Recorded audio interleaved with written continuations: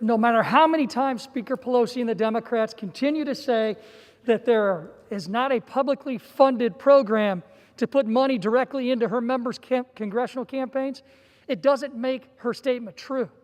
In this bill, it's the first ever corporate money since 1907 that is laundered through the federal government, through the Department of Treasury, and goes right into our own congressional campaigns, up to $7 million using 2020 numbers.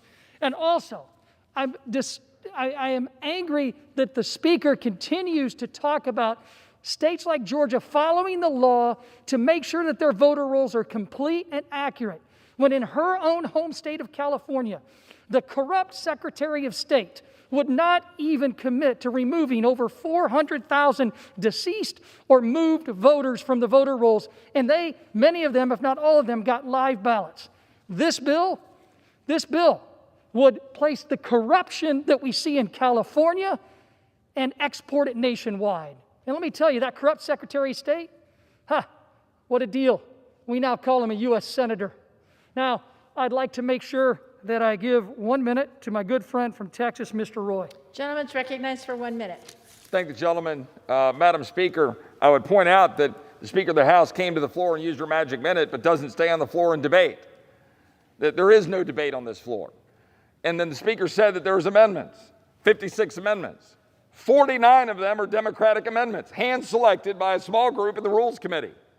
49 are Democratic amendments. So don't buy into the kabuki theater that you're seeing on the floor of the House of Representatives.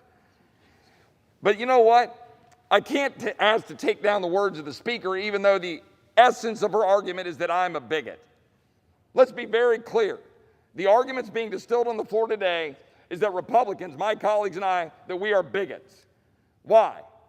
Because they use fancy words like voter suppression to say that we are wanting to tamp down people's access to the polls, and nothing can be further from the truth. Heaven forbid we want to use voter identification. Heaven forbid we want to honor the will of the people through their legislatures in the states, passing rules to make sure that our system is actually working using voter identification that the American people use to fly, that the American people use to do everything else.